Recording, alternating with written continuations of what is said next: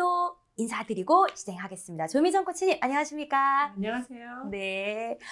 지난 영상 보셨나요? 제가 이번에는 이런 내용을 꾸며주세요 하고 약속을 받아낸 게 있었어요. 바로 우리 조미정 코치님께서 계속 스팟 코칭에 대해서 얘기를 해주고 계시는데, 과연 이 스팟 코칭을 하기 위해서 어떻게 해야 되나요? 그때 세 가지를 얘기해 주시고 마무리를 하셨는데요. 제가 오늘 자세한 이야기를 또 여쭤보려고 합니다. 그래서 기억나시죠? 지난번에 스팟 코칭을 잘하기 위해서 3가지 방법이 있다라고 하셨는데요. 그 3가지 오늘 자세한 말씀을 드려보겠습니다. 첫 번째부터 말씀 부탁드릴게요. 혹시 첫 번째 기억나세요? 잠깐 계셔보세요. 제가 기억날 것 같아요. 첫 번째는 상대방, 그러니까 코칭 대상자를 잘 배려해 달라 이 말씀 하셨던 것 같아요. 아니 벌써 그거를 아직도 기억을 하고 네, 계세요? 그럼요. 맞습니다. 코칭 대상자를 먼저 코칭하기 전에 배려하자라는 말씀을 좀 드렸습니다. 조금 더 자세히 말씀을 좀 드리기 전에 우리 이훈정 코치님께 제가 질문 하나 좀 더 드려도 될까요? 네. 예. 두 번째 편에서 좀 말씀드렸던 것 같은데, 옛날에 조직 생활할 때 혹시 그 야단을 좀 맞긴 했지만 그 중에서도 참 정말 특히 더 기분 나빴고 좀 이해가 안 되는 상황이 좀 있었다면 하나만 소개를 해주실 수 있을까요? 갑자기 여쭤보시니까 막 자세한 건 기억이 안 나는데, 이런 경우는 있었던 것 같아요. 제가 예를 들어서 A라는 업무에 막 몰입하고 있고 급하게 막 이렇게 해결해야 되는데, 갑자기 이제 상사분께서 이제 호출하시는 거죠. 빨리 와야 된대요. 딱 불러서 다른 업무에 대해서 막 속사포로 감정 섞인 다른 말들을 섞어가면서 막 속사포로 이제 피드백을 이렇게 하시는 거죠. 저는 A라는 업무를 하다가 왔기 때문에 받아들일 자세도 안 돼 있고 막 이렇게 혼나는 느낌만 받다가 이제 제 자리에 돌아와서 털썩 이렇게 주저앉게 되고요. 굳이 이제 남은 시간 동안 업무 효율도 좀 오르지 않았던 그런 기억이 납니다. 갑자기 불려가서 이게 뭐지? 무슨 상황이지? 나는 이제 앞뒤도 모르고 야단부터 치시고 내 상황을 물어보지도 않으시고 좀 많이 억울하셨겠다는 생각이 들어요. 네. 이 부분을 제가 좀 말씀을 드리고 싶었어요. 그 코칭 대상자의 상황을 좀 배려하자라는 의미를 처음에 첫 번째로 말씀을 드렸고요.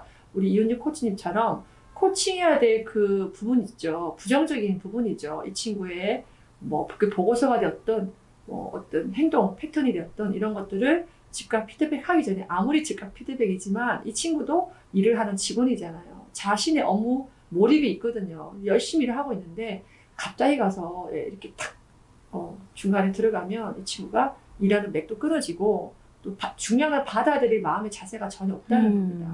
그러면 오히려 역효과가 날 수 있겠죠. 그래서 간단히 잠깐 이야기할 수 있을까? 또는 언제쯤 시간이 될까? 이런 간단한 어떤 배려 섞인 멘트도 필요하지 않을까? 그리고 또 피드백하는 자리도 중요한 것 같아요. 어떤 분은 회식 자리에서 꼭 술 하나 들어가시고 그 친구의 이야기를 피드백하는 분도 상사분이 계세요. 회식은 회식이고요. 업무는 업무니까 이런 것도 좀 구별하셔가지고 조금만 더 상대를 배려하고 상황을 고려하시면 그 상태에서 스팟 코칭 하시면 어떨까요? 맞아요. 그 친구가 잘 받아들일 수 있지 않을까. 자, 그러면 첫 번째가 코칭 대상자를 잘 배려하자라는 것이었고요. 두 번째는 어떤 것일까요? 네네. 두 번째는 그때도 말씀드렸지만 사실과 추론을 구별해서 말하자입니다. 네. 제가 질문을 자꾸 드리네요. 네. 좋아요, 이런 거. 네. 이윤주 코치님께 질문 하나 또 드리겠습니다. 제가 지금 어떤 문장을 하나 말씀을 드릴 건데 이 문장이 정확한 사실적인 표현인지 추론적인 거, 약간 주관적인 표현이 섞여져 있는 건지를 한번 말씀해 보시겠어요? 네네. 이지영 사원은 어제 하루 종일 사무실에서 기분이 안 좋은 표정으로 일을 했다. 그 문장에서요? 문장이 아주 정확한 사실적인 표현이 들어가 있나요? 아니면 좀 추론적인 표현이 들어가 있나요?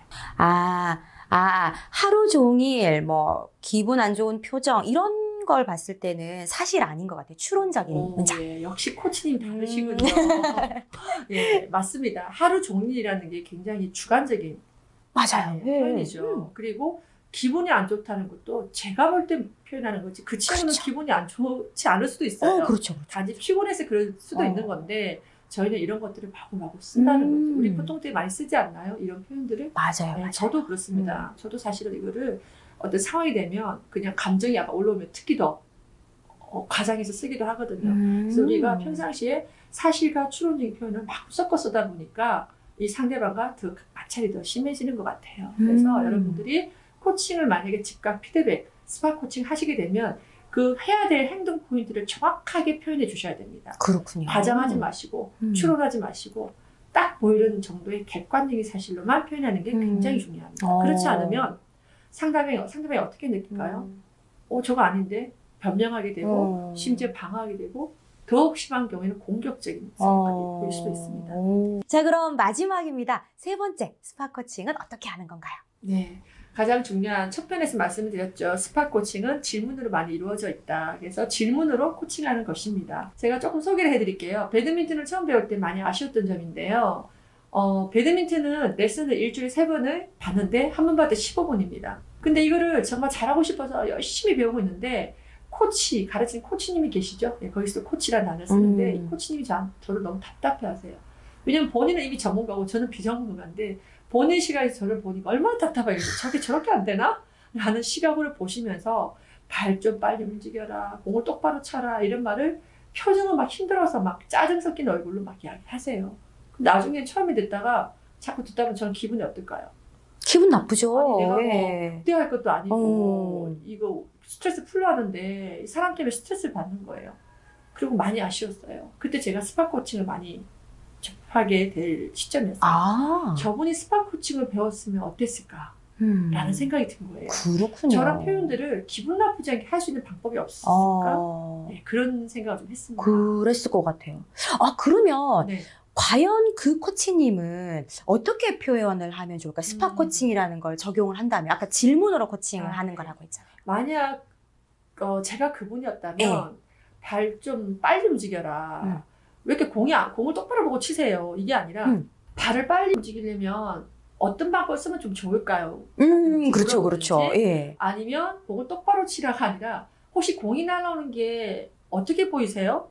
그렇죠. 그러니까 내가 지금 상황을 좀 인식할 수 있게 부드럽게 질문해 주셨다면 내가 내 상황이 이렇구나를 스스로 내가 생각하게 되고 판단하게 되고 그러면 이렇구나. 그럼 어떻게 하면 되지? 이렇게 좀 밟아 나가서 내 스스로 행동을 개선하고 기분 나쁘지도 않고 그걸 받아들였을 것 같은데 막 답답해 하시면서 야단을 치시니까 주눅이 들고 더 실수를 하게 되는 거예요. 그래서 이게 바로 마지막 제가 말씀드린 스파 코칭 한 방법인 질문으로 그 사람을 코칭하는 것입니다. 질문으로 코칭하는 것. 혹시 조미정 코치님, 저는 개인적으로 아쉽지만 마지막 시간이거든요, 오늘. 그래서 한 말씀 더 해주실 부분이 있다면 말씀을 좀 부탁드릴게요. 네. 일단 오늘 세 번째 스파 코칭에 대해서 말씀을 좀 드려서 굉장히 영광이었습니다, 개인적으로. 마지막으로 드리고 싶은 말씀은, 우리는 일을 하는 존재인 것 같아요. 일이라는 게 꼭 회사 생활만 일이 아니라 가정에서 아이를 키우는 것도 일이고요. 그 다음에 의사 선생님이 환자를 돌보는 것도 일이고, 그 다음에 선생님이 아이를 가르치고 당연히 일이겠죠. 그래서 많은 사람들이 일을 하고 있고 그 일은 혼자서 할 수 없는 것이라는 겁니다. 늘 상대가 있죠. 그래서 많은 사람들이 서로 상호작용을 하면서 일을 해나가는데 그러다 보면 늘 마찰과 충돌이 또 일어날 수도 있습니다. 그래서 오늘 이 배우신 스파 코칭을 잘 활용하셔서 다양한 자기 영역에서 내가 상호작용하는 그 상대에게 스파 코칭을 발휘하시면 여러분들 관계도 깨어지지 않고 또 훨씬 더보다 그 사람의 영향을 좀 발전시킬 수 있는 그런 상호작용적인 좋은 그런 관계가 되지 않을까 하는 생각에서 널리 어려운 거 없으니까 꼭 써보시기 바랍니다. 네. 자, 그래서 저희가 지금 3편에 걸쳐서 스파 코칭에 대해서 쭉 이렇게 말씀을 드렸고 마지막으로는 정말 이 스파 코칭을 통해서 좀 서로 상호 협력하에 원하는 방식으로 변화를 꾀할 수 있는 방법이기도 하다라는 멘트로 마무리를 해주셨습니다. 오늘의 영상도 도움이 되셨다면 구독과 좋아요 많이 눌러주시기 바랍니다. 안녕히 계세요.